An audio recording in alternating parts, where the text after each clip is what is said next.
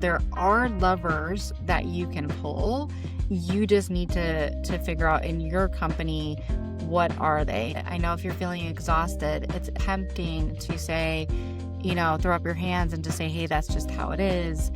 But the payoff of getting your hands dirty and getting in there and understanding the workforce and investigating and being a detective and trying to figure things out is where the leverage is. And so my advice would be just start small. Don't get overwhelmed. Just pick one thing, start to have one conversation, maybe work on one process. You don't have to do it all, but start to get that momentum going to be able to see that change is possible. Welcome to IDD Leader, where human services leaders grow their impact, lead with heart, and build the workplaces our field deserves. I'm your host, Nate Beers. Let's dive in. Are there some silos at your organization? Do you ever wonder what some key metrics are when it comes to trying to identify early signs of turnover? And do you ever stop and reflect on that one hire that didn't work out the way that you thought it would and what the key lessons were there? Well, good news. My guest today covers all of that and so much more. This is part 2 of my conversation with Holli Beth Clauser. She's the founder and the owner of ABA C.A.R.E.S staffing. She brings a wealth of experience, particularly from the recruitment angle and background, but also a ton of stuff that applies to retention because these are different sides of the same coin. Now, as you're listening, I'm sure you're going to be gleaning a lot, but stick around to the end. I'll share a free resource with you and want to make sure that you hear ways that you can connect with her at this upcoming conference that she hosts, which sounds really awesome. So yeah, you don't want to miss that. Well, without further ado, enjoy today's conversation. Are there certain benchmarks that an organization should be looking at? We're talking recruiting data. If they've got X number of applications coming in, X number of interviews, Y number of interviews, Z number of people that make it to first day. Like if someone were to hand that data to you for their organization, would you be able to identify where the holes are or where the maybe friction points or what to work on? And if you can do that, can you tell us how so that whoever's listening can know, if they don't already know, what to be looking for? Yeah, I think you can look the data for sure and pinpoint where some of the pain points are, and some of the metrics that you shared, like the speed, or be able to see where people are falling off. It's very easy to be able to see if you are making hires, but they're not making it to training or orientation. Like there's something going on there. So those are very easy to kind of pinpoint and then dig deeper. I would say for me, the more interesting numbers are kind of lagging numbers, meaning that I want to see a interview form that's scored so that there is information that can go back to the recruiter. So I want data that goes back to the recruiter to help with the hiring at the forefront, to sharpen their skills, to look for unconscious biases, to look at maybe what we're not evaluating right, or a question that's not actually getting the answer that we need. And so for me, I want to know why the individuals who are staying, the quality interviews or individuals that are staying, right? It's important that we're looking at the fact that these are good employees and that we want more of them. I'm interested in knowing how can we increase the behavior of the recruiters of making more of those decisions versus, and also how can we look at the behaviors that led to bad or poor hires, poor quality, and that's going to look very different for different individuals, different companies. So in applied behavior analysis, I like to know how long did it take your RBT to become certified? How many call outs does that individual have? How much are they showing up? What is the feedback that you're getting from BCBAs, their supervisors, their families? So again, to be able to quantify what that quality looks like. I'm not sure if that answered your question, but those are some of the things I get into. Well, yeah, it did in a way I wasn't necessarily expecting, but it almost sounds like you're doing for lack of a better word, an autopsy of someone that not the person, hopefully, but they left, and you're trying to figure out what happened, what caused they left after, on day 70 was their last day. What was led into that, and then you're circling back not just to what was happening post hire, but you're looking, then you want that information to get back to pre hire. Yeah, which I think that's insightful. That's a great idea. You just were mentioning about how things work in ABA, and I, of course, we have a shared connection with behavior analysis. But for leaders that are outside of ABA, can you give an example of how another? I mean, you kind of just did, but maybe another example of how sort of that behavioral mindset can help improve. Maybe we'll talk more about the post hire, but the supervision, the onboarding, especially. Yeah, so I'm gonna say in terms of like what's an example of like behavior analytic thinking would look like, and then try to give an example of what that would to be the simplest thing is you can't change what you don't measure. So look at what you're measuring, look at what you want, and figure out what you're not able to pinpoint. And so that would be, again, I like to take a lot of data, and then over time you can say, okay, well, this really isn't giving us much information. There's not much value. We can stop, collecting information on that. I don't want to just collect data just to collect data. But in ABA, if we think about, or even, I think in anything that you're doing, you want to reduce something from occurring that you don't want to occur. You have to first understand it to be able to address it. So you said the autopsy. I would say also, thinking about it, doing like that as a checkup, going to the doctor, checking out, getting your blood drawn, right? It's like you go to the doctor, he's not going to just say, even if he thinks he knows what you have, he's still going to confirm it. So does that's kind of where some of my advice would land there. Absolutely, absolutely. What's one of the most well-intentioned but ineffective retention strategies that you see agencies trying? So it's interesting. I would say the team parties when there's already conflict. So you have a team that's not getting along, so you're going to go to an escape room where everybody literally wants to escape, or you're going to go, painting, pictures and sipping wine, and things will be said. So I would say that thought of, well, let's just get everybody together to have a good time when they're not having a good time at work is not the solution. Yeah, I I resonate with that. Sort of like putting a Band-Aid on an open wound, or you're setting the stage for a lot of passive aggressive behavior to happen. It's no fun for anybody, and No. yes. No. It's pretty much like every funny TV show does this masterfully. That is what's so Yes. funny, is watching all the people that don't get along sitting around the table trying to act like they get along, or trying not to act like they get along. But yes, yes, yes, yes. Okay. Um, we talk a lot about culture, the culture of an organization. And I mean, of course, that can feel abstract, and in some ways it can be abstract. What are some of the day-to-day behaviors that you see leaders need to reinforce and encourage if they actually want staff to stay? Yeah, it's interesting. You say culture, which is very abstract, but culture really is a accumulation of tiny behaviors that you do throughout your day. And so I would say, it, as a leader, if I'm talking to the leaders, removing somebody's barriers, but that's part of your job, is to remove individuals' barriers, but you can't do that if you don't know them, and you can't know them if you don't talk to somebody. So having the behaviors of checking in, truly listening, and reporting back, there's nothing worse than opening up, being vulnerable, sharing something that you want, and want to address, and you're frustrated, and have somebody hear you and then never come back with anything.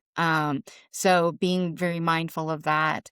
I would say also being able to have somewhere for you to dump your own stuff on, and having a mentor yourself, because when you're leading somebody or leading a group, they're not there to help you make your job, feel better. I mean, it's great, and it's always a great hire and a great employee when they are.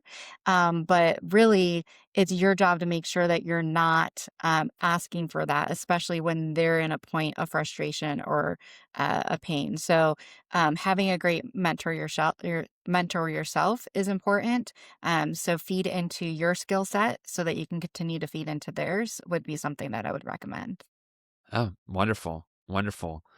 Let me ask you about silos and about gaps or disconnects.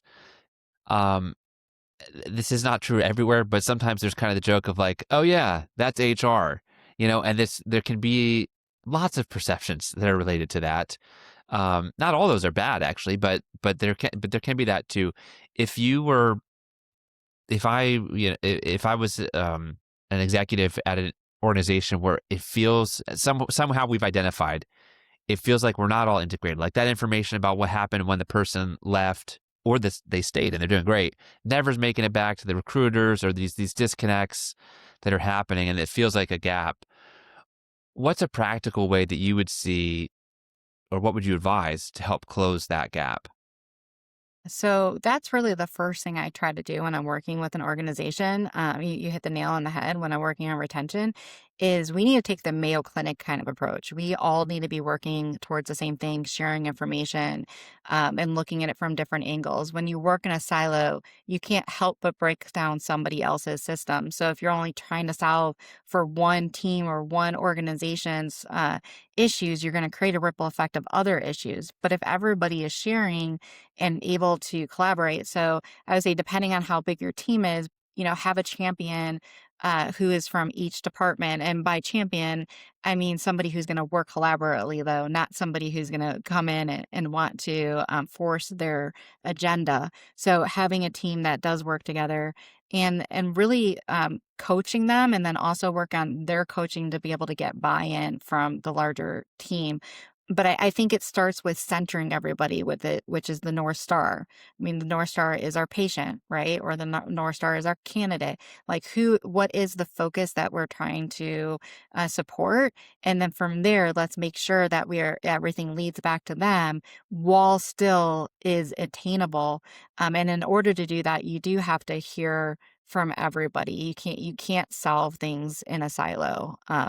So getting in the room together is a big part of that. And then I'll add in another thing that I add in is a standard operating procedure, so SOP. So building it into the process. So making sure collaboration, communication, sharing of things is not only spoken about, but something that is to be followed. And it's very easy. Everybody knows how to do it. And there's support in that way as well. 100%. That last part in particular, I think, is where so many great moments don't turn into great culture because we had the powwow, we had the connection, but if it's not baked in, the demands, and there are many, can just often crowd out some of those ideals or best practices to where, oh, yeah, I meant to, as opposed to this is now the new norm and we're holding you accountable, which gets back to what you said earlier about measurement. If you want to fix the process, you have to be measuring the key components of it. Yeah, that's a really great point. Now, not to put you on the spot, have you actually seen this happen where an organization that had more of the silo thing happening, they probably weren't trying to, but where it kind of really not just got mended in a moment, but where that shifted more permanently? Yeah, and actually, when you were saying that, a memory kind of came back to me. Oftentimes, scheduling and recruiting are in silos, and I was able to go into an organization. They had 1,500 open hours weekly, incremental hours that were open for their patients. And once I was able to work out the SOP and get them talking to each other, yes, we filled many of those hours with hires, but we also filled them internally just by getting it out of somebody's head and being able to communicate. So yeah, I have been able to see that in many ways. It's important. Okay. That's wonderful to hear. Um, this is kind of off the wall. I just remembered it's something you said earlier made me want to ask this. In my I'm ready for you to burst my bubble. Let me tell you my bubble real quick. And I don't know if this is a real thing or if this is just in Nate's head. But in my mind, I would think if an organization starts to really be excelling at their culture, and then their retention will be lagging, but that will show up in their retention. It will probably show up in their recruiting practices.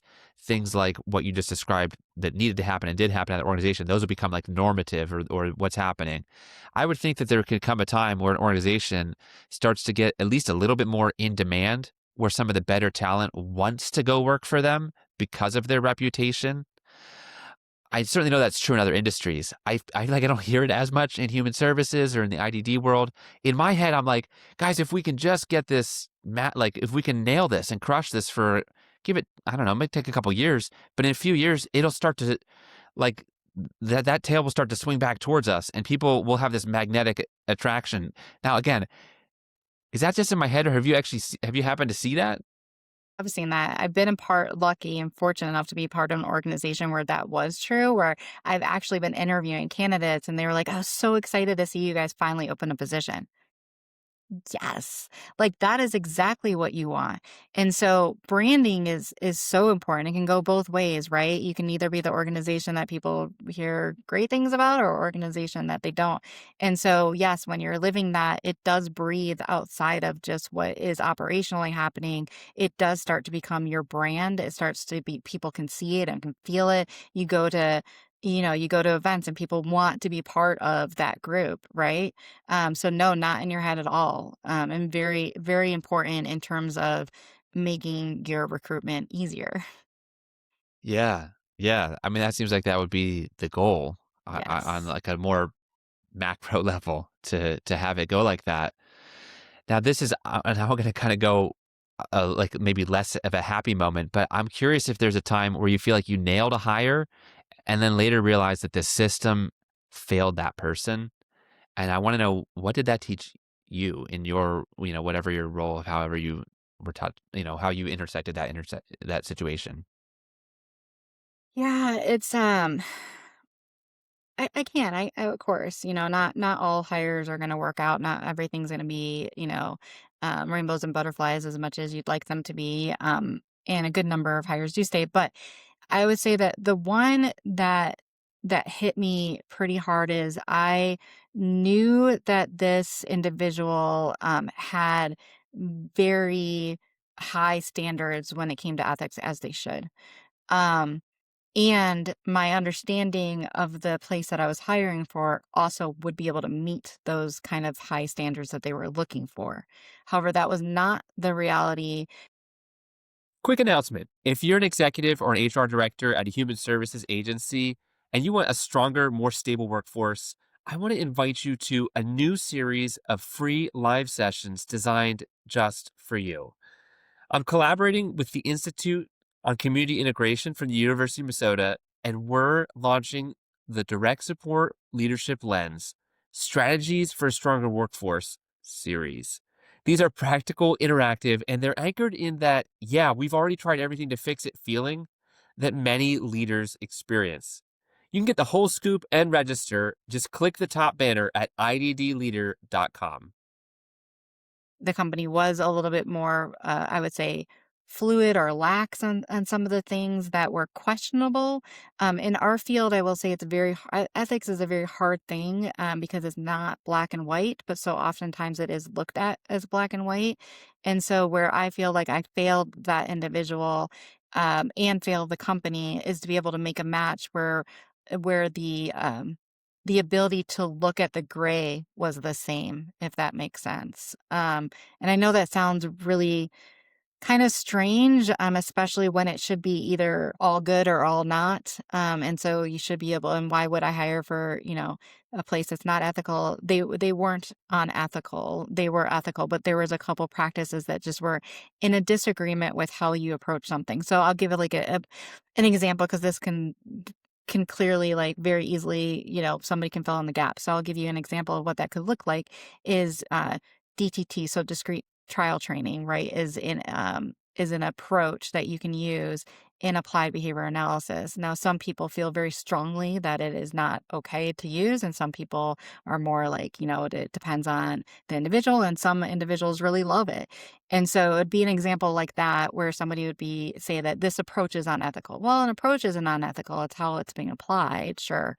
So some of those things where you can't really get that into it in an interview, but I did have a feeling that the that they were very strong in one way, and so I should have made sure, that there was more balance there. So that was a missed opportunity, I think, on my part. Maybe I could have seen it, maybe I couldn't have, but, I do think about that one quite often. Okay. Yeah, I know. I appreciate you sharing that. And I don't often go into ethics per se on the podcast, but it is a huge part in both fields with ABA, but it's also a huge part in IDD where you have these situations where I mean you can have a parent who's a guardian who the organization's not agreeing with the level of lack of autonomy that the individual's having or lack of say in their own life. That can play out like 100 different ways. But I mean, that in and of itself just sort of creates this like, well, you understand where the parents are coming from. You understand where there could be, you know, but it's their kid. And then there's the legal stuff. And it's just, it can be challenging to know, are we trying to light a fire to help that person speak up for themselves more? Or are we trying to coach the parents that like maybe their son or daughter could handle more choice making or whatever it is. I mean, it gets gray. It definitely gets gray at times to know what's the best way to proceed. Um, yeah, it's just not cut and dry a lot of times. Um, Which is why I think that having a recruiter who and I will say I was a third party recruiter for that, in that instance, which is why I believe that having internal recruiters is so important because you live and breathe what is happening in your organization. You know what something's going to be like. So then when you ask some of these questions, you can better align with, they're probably not going to be happy here because I know that we are pretty heavy in this, or I do know that, insert whatever it is. Um, and why I switched to more training recruiting teams and working with companies in retention versus being a third party recruiter, because I think for retention, the more important thing is really living and breathing that company to make the better hires. yeah, well, who knows better than someone that is in that culture? I mean, that's yeah, I can see why that would be really valuable. Um, a little while ago, you shared how there's I was asking about kind of like what would you be tracking, and you talked about looking at some of the lagging measures and then trying to circle that back to the recruiters. I guess my kind of the other side of that would be to ask, is there, I mean, do you know, are there leading measures that someone can look at if they're starting to try to target specifically the retention piece? As opposed to, I mean, as opposed to just the retention rate, which of course that's like, well, the people that did or didn't leave already. Are there front indicators that organizations should be looking at if they're starting to make a change right now to know if it's taking root and not just waiting 6 months or a year later to then look, has the stat, has the needle moved with that stat? Yeah, I mean, I think, and I don't have this on a large scale, so just know that this is somewhat, Holly's thinking. But I on a small scale, I've seen it actually work out. But looking at how long does it take for the hires that you're, and I think I might be misunderstanding your question, Sue. So I'm going to answer it the way I think it, and then you can tell me if I didn't. But if you're looking at how long does it take for somebody to fulfill their onboarding, right? So when it takes somebody a longer time to get their onboarding stuff to you, I do think that that's an indicator that they're probably not going to work out long term. It does show that like they're not as invested, or they might not show up. They're not as reliable. So if you have to look at individuals who and maybe getting a policy like if they cancel the interview, you give them one more shot, but then you're not giving them a third or fourth chance. um, I don't know if you're speaking more about employees though, because I kind of answered in terms of candidates being able to recognize signs earlier, but were you asking a different question?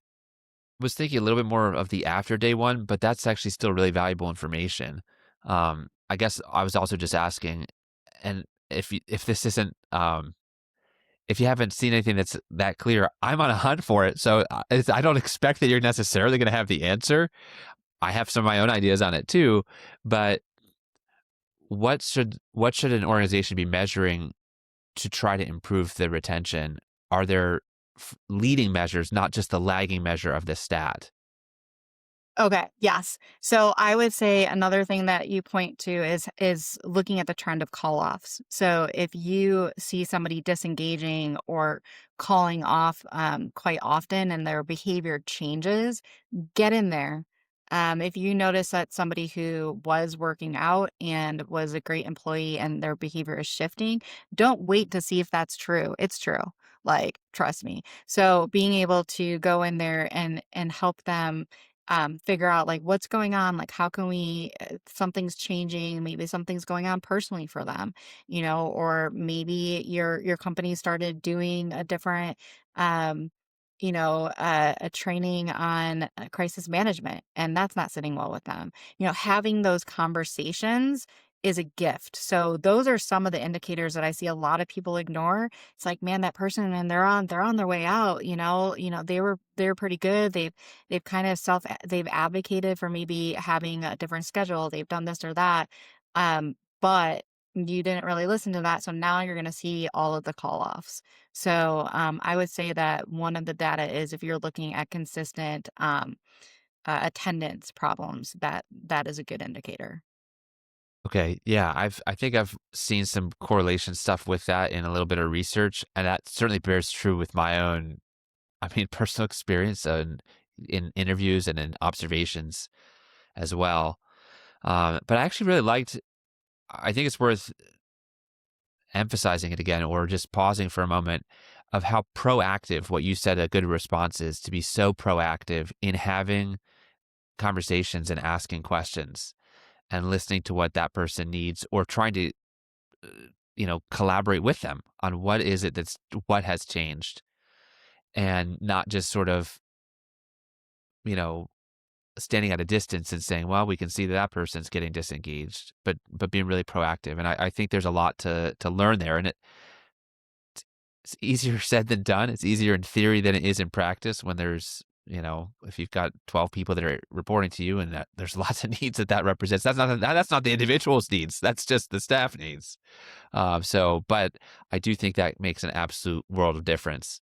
Um, so I thought that was um, really worth highlighting again. Um, and actually, I was going to ask you a question on that you've already answered. So there we go. I think I'll kind of start to wrap it up with this. If you could give a piece of advice to leaders who are feeling exhausted or discouraged or tempted to believe that this is just how the field is, with hard to recruit, hard to retain, and so on, what would you want them to remember or to do next? So there's a quote that I'm sure will resonate with you, of Aubrey Daniels, that comes back a lot, which is what gets reinforced gets repeated. And I share that. I know it seems a little disconnected, but I share that because I want you to feel and hopefully recognize that you have more control than you think. And so you do lean into it. I know if you're feeling exhausted, it's attempting to say, throw up your hands and to say, hey, that's just how it is. Um, but the payoff of getting your hands dirty and getting in there and understanding the workforce, and investigating and being a detective, and you're in trying to figure things out, is where the leverage is. And so there are levers that you can pull.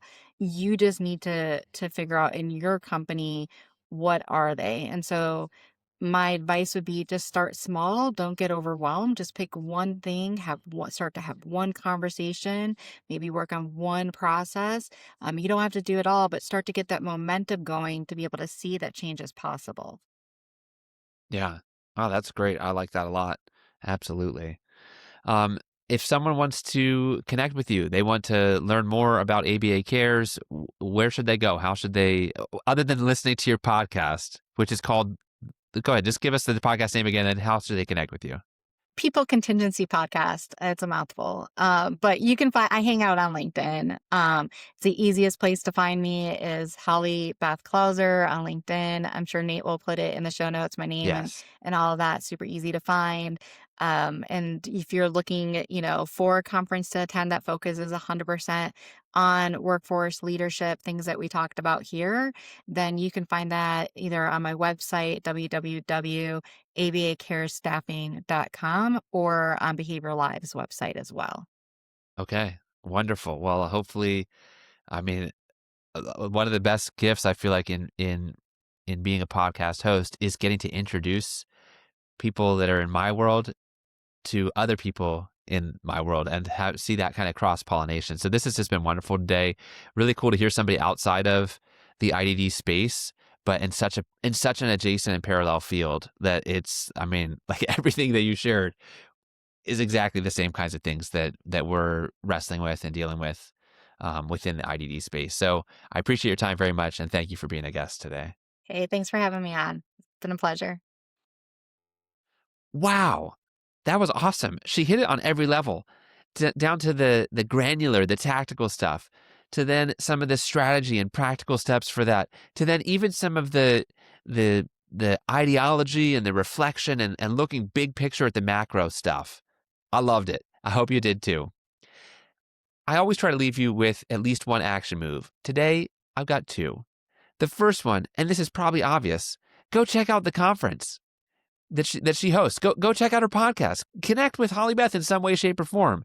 Your life will be enriched because of it. And especially if you are a recruiter or you oversee a recruiter or this is any connection whatsoever to recruiters, especially then, send them her way. The other action move I want to leave you with is this. I hope you kind of caught this in what she shared, but there is a powerful thing that happens when we stop to reflect on what went wrong or what went right. Now, I'm a huge fan of action and getting stuff done, and there is definitely a lot of time and space when that's the best move. But sometimes, I think especially as leaders, we can be pulled in so many different directions that we don't take the necessary time to reflect, to learn from, or to circle back and make sure that all the teams that need to be connecting with each other are connecting with each other. Not because it's solving an urgent crisis, but because it's solving something so important, and it's the foundation that set that crisis into motion oftentimes. Well, regardless of exactly which thing, I don't know, that you need to reflect on, but pick something that would be worth reflecting on. Maybe a big win, or maybe something that went sideways. And invite the key people into that discussion if it involved multiple parties. And I believe you'll get to some great solutions and you'll take new ground as you do that. Lastly, I want to let you know about a resource that I offer. I'll tell you where it is. It's at iddleader.com/burnout. It's a quick, very simple assessment with suggestions on what to do about it to see how might your supervisors be unintentionally contributing to burnout or turnover. And you can check it out there, and I hope you find it as useful as the many other people who've been checking it out have found it to be. Well, until next time, here's to you. Keep up the amazing work.